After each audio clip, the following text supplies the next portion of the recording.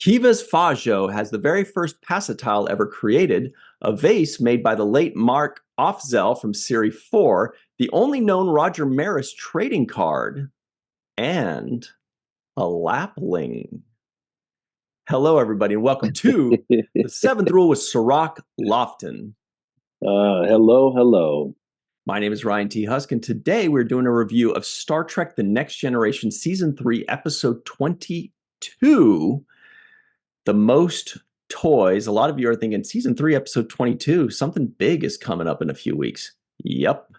Written by Sherry Goodharts, directed by Timothy Bond. This was Cinco de Mayo, May 5th, 1990. 1990, that's it. Where were you? How you doing today, Sirach? I am good. I'm good. I'm trying to think of where was I? 1990, Cinco de Mayo. I don't think we were quite old enough to really party on Cinco de Mayo. I was in junior high school. That's where I was. Yeah. You were maybe auditioning for things, right? That was probably auditioning, yeah. Okay. So, where are my manners? I wanted to say, where are my manners, that my screen is a little crooked. So let me go ahead and adjust that. Here we go.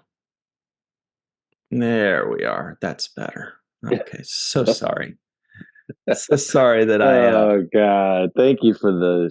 I didn't want to offend anybody, so I got to have my camera straight on. There we go. They wouldn't be able to take us seriously if the camera was crooked. Well, the guy's picking his nose in the background, so at least we get a visual. I did not even. I am so embarrassed. Well, I guess we're just going to have to keep going. We're too deep in to stop. Oh God, too deep in, yeah. I wanted to ask you this, Rug. Did you catch that? When I saw that, I was like, wait a minute, did I just see? I caught it, but I didn't register it. In the back of my head, I was like, did that guy just pick his nose in the middle of the scene? But I didn't rewind it to actually double check. I thought about it in my head, but then I thought, it's just one of those moments where you kind of dig in your eye or you do something like, just a face fidget. But the photo that you have behind you lets me know, oh no, that was intentional, because he's digging in what would be a third nostril in the middle. So it was intentional. Yes. I didn't think about it though. It all happened like subconsciously for me. All of that took place. Speaking of the back of the head, it seems like he's really going in deep. I caught it, but of course, me being the monster that I am, I rewound it. I was like, did I just see that guy? And I went, and it's like a full scale, deliberately done, accepted, applauded, cut, take. Yes, just like that. Yeah. This is what we want. And I wonder, I know they say for the regulars, right? The directors kind of stay out of the way and say, what you're going to do is fine. Give them a couple notes here and there. But for the one day kind of actors or the things like that, I wonder if that was a director kind of suggestion. Yeah, I don't know. And I don't know if he has powder on his finger either. So that's a whole nother thing. We don't know if there's a sniff box or a snuff box. That's a good point. What if that's what it is? What if he meant something totally different? Exactly. A little snuff action. Like how long that pinky nail is. Exactly. Because who knows what else they've been collecting throughout the that's the stuff from Pablo Escobar. These collectors of things. But yeah, I noticed it. It happened really quickly in the back of my head, but then I just didn't really think to like double check it. I really thought it was just in my head I justified it as a makeup malfunction type of issue where maybe the makeup prosthesis or something was bothering him. And he gave it a fix. Yeah, or he's pressing it down. I don't know. There's like that's what I chalked it up to. And this piece of jewelry was nuts. Like at first, I thought it was weird and gross enough that he had a piece of jewelry up there. I was like, "Oh man, that's Yeah, gross." And then they really one upped it. But anyway, that was a cool character. I wish we'd seen more of him. There's a lot of lore to this episode. I don't know if we want to get into that right away, but there's some really interesting things, not all mm, good, that happened in the recording of this episode. I feel like this might be the first time I've seen this episode. I've heard of it. I remember mention of Kivas Fajo. I remember discussions. I think he might have even gotten a non-appearance mention once in Lower Decks or something like that. But I was actually really impressed with how well Saul Rubinek portrayed this character. This guy's acting yes, was nuts. He is yes, freaking good. yes. Saul Rubinek is his name. Yeah. Yeah, I thought so too. I was just like riveting and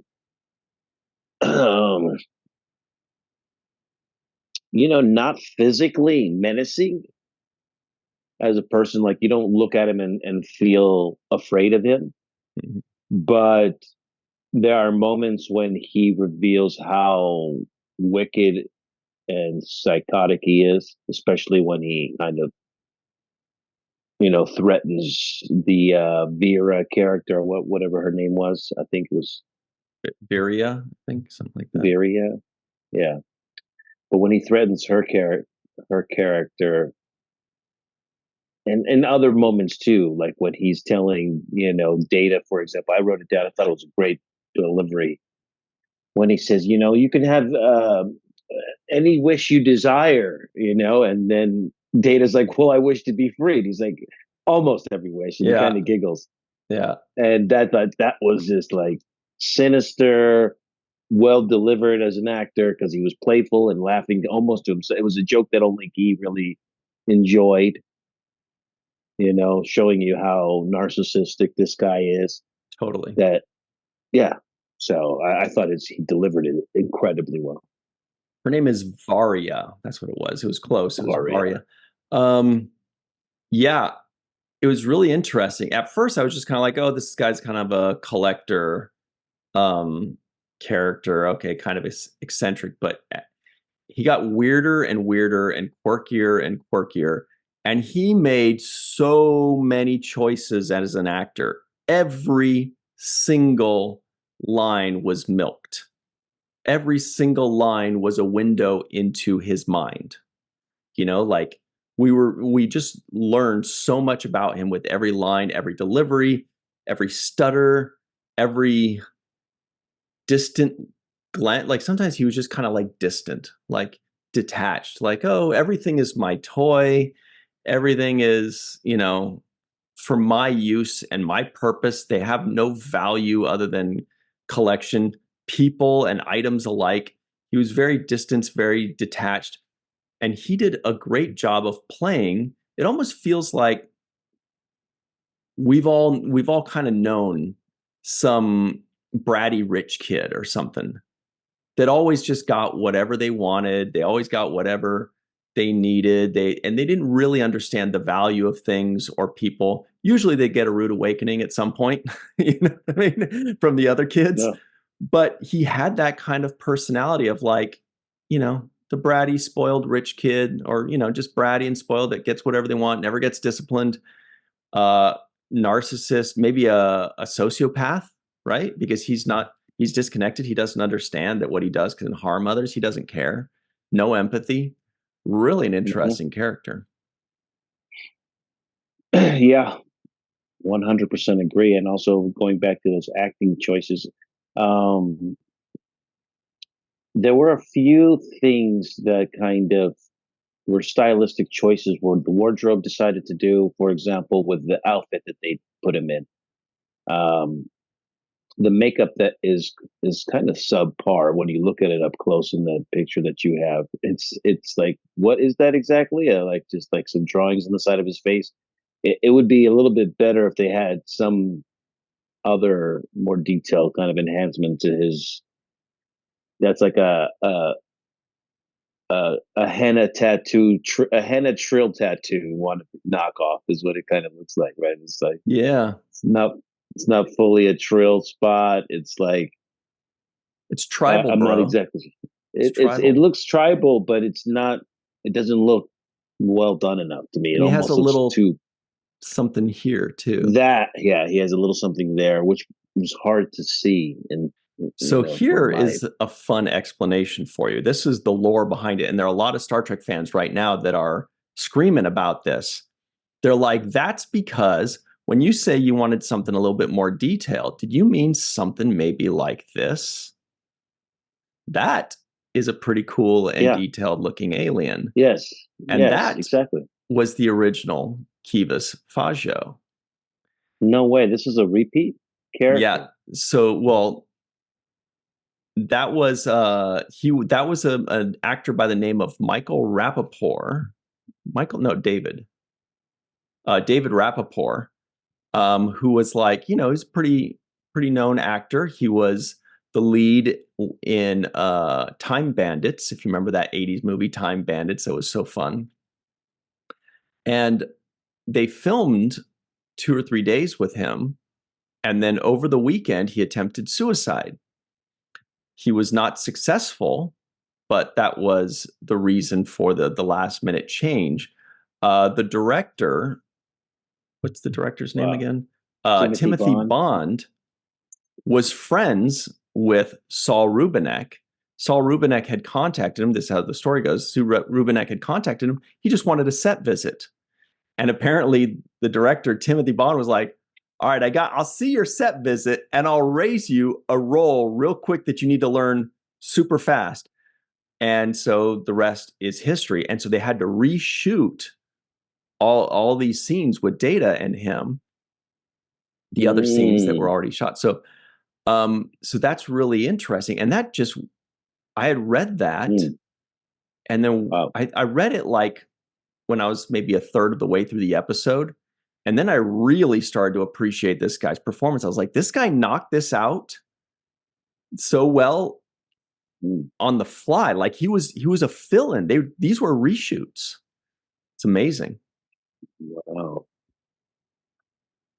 Yeah, that takes this whole thing to a different kind of dimension for me when I think Dark. about it now. It makes it a little bit darker and it gives me certain vibes that um, I thought about Heath Ledger and what it took for him to get into that role. And then it made me think, did this actor prior to this Sal, did he get so, was the the colliding or the coalition of time, the time that he was in his life and this role that he was also getting, maybe he was suffering from some kinds of, you know, personal things at Mm-hmm. this exact moment in his life. And then he also gets this role, which has got this dark twist to it. And, this kind of really, destructive, self destructive character. You wonder if those things kind of coincided at the wrong time in his life, you know. Um, so yeah, that's kind of sad to hear. Yeah, it's when I read that, I really kind of put a downer on this episode. I felt really bad, for the guy. So he attempted suicide, didn't work. They said the story was that he did it, with like a car exhaust and a tube in his mouth. And so it wasn't even like, partying too much. It was like just a deliberate act. And then the story, well, not the story, but then 2 months later, he tried again and succeeded. And he had Oh suffered from man. depression, all that. So it's really sad. He was only 39 years old. He had been acting for at least 20 years, I think. Yeah, 1951 to 1990. So he's 38, 39. And he had an 18-year acting career. Anyway, it's really kind of a bummer, really sad. Now, I did find some side by side performances so we could see both of their performances and how they differed. And I don't know if we're allowed to show that here on, on YouTube here, but like I don't know what the situation is with that. Sometimes they get mad, but just definitely a better makeup job, way more detailed on the first go around. They probably couldn't get this guy fitted in in enough time, so to do something kind of quick. right. So I'll play a quick thing here for people to check out. It's kind of a side-by-side comparison of some of the performances.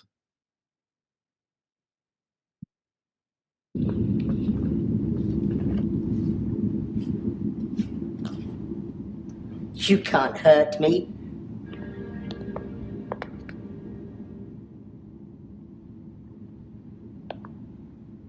You won't hurt me. A fundamental respect for all living beings, that's what you said. I'm a living being, therefore you can't harm me. Fundamental respect for all living beings. That's what you said. I'm a living being, therefore you can't harm me. You will surrender yourself to the authorities. Or what? Your fire? That's an empty threat, we both know that. Or what? No fire? Empty threat, we both know it. Submit to your fate, Data. Return to your chair and you will sit over there. You will entertain me and you will entertain my guests. Why don't you accept your fate? You will return to your chair and you will sit there. You will entertain me and you will entertain my guests. And if you do... Anyway, so there's a lot more of that, but one glaring change is it feels like Saul Rubinek really took his time a lot more.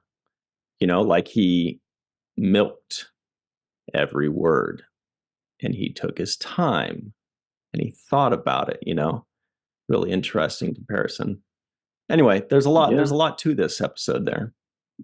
Wow. How did I wonder how the original footage got out as well, as that's something that Paramount decided they wanted to release. Yeah, I don't know. Yeah, it's interesting. I just kind of figured, I was like, you can kind of find anything on YouTube. You know what I mean? So I did. You can. I looked and there it was. You can about find anything. I mean, obviously it got released somehow. Nobody hacked into the film reels. But yeah, definitely different costume choice, actually, because the costuming is different, the makeup is different, so lets you know, one, how much time restrictions can affect makeup, and the other thing is how body types can affect costuming. This person, the one they ended up going with, it has a different body type, right? It's like just different body type in general, and so they dressed them in slightly different color choices. This maroon kind of burgundy color behind you is more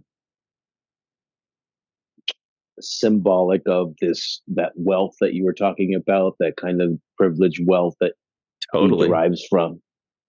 So, and so does the opulence of this other character behind you with the gold wrap around ribbon, so yeah, like just abundance and opulence, as part of I think they enhanced that aspect of the wardrobe, but cheated us a little bit on the prosthetics. Yeah, that's a good point. I mean, and I was thinking about that when I was watching this too, is like, they come to the makeup department and they say, all right, we're recasting, we need a new person. The makeup department's like, we can't just redo this whole thing like real quick. So knowing the creativity of Michael Westmore and his team, I feel like they're just like, look, we have some bits. You have pieces, you have a little thing here and there. So we'll give him a little nose thing. We'll give him, fill in his ear a little bit there. And they're like, all right, we got to go. How long will that take? 45 minutes. All right, cool. I don't really know if that's how it worked, but feels like on the fly, they just kind of had to improvise a lot of times, especially on a time like this where they just got to reshoot everything. Yeah, I think it could have used a little bit more bedazzle. Like um, the rings that he was wearing were like really like big and in your face, kind of like a ring that you would expect to see during Woodstock or something, you know, like it's in your face, bulky kind of flash. And maybe that kind of bulk gem collection, you know, collection of rare stones or gems, I would accentuate more in his face. Maybe like something to apply some of those stones on his face, maybe even like an earring or something. I just feel like that particular what I'm looking at looks too much like it's drawn on with a Sharpie almost, you know, and just painted and filled in with makeup. Mm. Not detailed enough. You know what I mean? The color palette is not accurate enough for me. There's no texture as far as it raising up from the skin, like some kind of three-dimensional texture to it. It looks too flat and like, you know, drawn Mhm. on. Like when I want to make a tattoo on myself and I draw it with my pen and I just make something, it kind of has that effect to me. So I think that part I would have liked to see better. And then the irony is they did take a really good long time with this other character, this Yeah. Paul or Toff character. So And he was that's on original. screen for a minute and a half. I was like, Yeah. what a waste. This is really good stuff. It's a great, like, you know, I was like, who is this guy with all these craters on his face? Like this is an interesting character, you know? I thought it was cool that his middle nostril was kind of square Mm. and less round, you know. And I was thinking, wow, this is a cool prosthesis that they put on this face to enhance it and make it look like that. Yeah, so I don't know why they didn't take that extra kind of time for this Yeah. character. And I thought the actor was good too. Like they say, no small roles, just small actors, right? Because that one's like, okay, I got 3 or 4 lines, but he knocked those out of the park. I was like, well, this guy's a good actor too. He was legit. Yes, he was legit. Yeah, especially when he made that transition. He's like, "Oh, some surprise. You have a surprise for me, or something." There was something about that when he first the data reveal, Mm. and I like the delivery of it. You know. Yeah, there was a final line he had. What was his name? Paylor Toff. And his Yeah. final line was, don't be upset, my friend. I'm having a delightful visit. Come along, Varia. You're much more fun than Fajo's new friend. You know, but it's kind of a throwaway line in the background, but it's so funny. I'm like, dude, I want to follow this guy. What's this guy's Yeah. story? Yeah, I thought the same thing. I was like, that's cool. And I also thought about his name, Paylor Top. I'm like, I know that's like it's some kind of mix up word. It feels like what really word can you come up with when you rearrange Paylor Top? You know, is that it's got to be something there. I'm pretty sure, Yeah, it feels like something. right? Well, you That know what else feels like something? Kivas Fajo. Yeah, I was like, that's Lolita. It's got to be. And Sirach, you are correct. This is not a coincidence, and it's not even a secret that they kept behind the scenes. They have admitted that, let's see, it's actually easily found, and it's been talked about for quite a while that this character was named after Lolita Fajo, our good pal, friend of the show. Let me see what I feel like it says a little something about it. Yeah, I don't see it. But anyway, yes, it is definitely Yeah. mentioned. But then it made me think, why would they give her such a sinister character? like name a good character after her that that does some Yeah. good stuff. Oh, here it is. It says Kivas Fajo was named for pre-production coordinator at the time, Lolita Fajo. So that's really cool. But yeah, I kind of felt bad Yeah, for you're her gonna that name the character. she's like, this guy's Real, super slimy and it's a real some kind of jerk. chauvinist, a sociopath, and they're like, How about Fajo? I don't know. It just came to me. She's like, what the hell? What the hell? So anyway, that's a funny, interesting item. We should ask her how she feels. I remember she did mention it once or twice before. I remember hearing her mention it, that a character was named after her, but I never asked her what she felt about that. If she was just like, hey, getting a character named after you is cool no matter what. Or if she was like, yeah, it would have been cool to have been named after a Klingon or something. Yeah, or that other character would have been good because she had morality and she turned out to be like a good person, you know. Mm-hmm. The Varia character that was incinerated in this episode. That's a good point. Or put me on a shuttlecraft. That's another. I wouldn't mind because they had a little pike on that little shuttlecraft, you know. What? Yeah, the one and the opening runabout shuttle that Data was coming out of in the opening scene. Yeah. That thing had Pike written on it in the front. So I missed that. So it was the USS Pike? Yeah. Whoa, cool. I didn't even catch that. It was named the Pike. Yeah, it was named Pike, that little craft. So I thought, oh, that's a little shot out and little Nam, right? For our guy. That is really cool. I think this is it right here. Let me pull this up. Man, good eye. Here it is. Yeah, see? Got that Pike on there. Yeah, at first you're like, it's got that little Pike on there. I'm like, is this guy trolling me? But no, you're right. I see it now. Yeah. I was like, you could put me on there and, put a Sirach on there. I wouldn't be mad at that. Cool. That's a little low level. See, I was spending time drawing it. That's why I know that Damn, good job. That's like the spitting image of what we just pulled up. Yeah, right. Well, Discovery did the USS Eisenberg, which was amazing, and we love and appreciate that so much. So I think, next is the Lofton or the Sirach, something like that. We're going to take a break right now. I will also tease that for something on the other side, I did notice somebody in this episode, and I texted that person and said, hey, I see you. There you are. This is you. And that person sent me back something very interesting, everybody. So stick around. We will be right back. Oh, wow. This is, oh man, there is too much good stuff with this episode. We are the podcast with the most toys, let me tell you. In just a second, we'll be right back on the 7th Rule.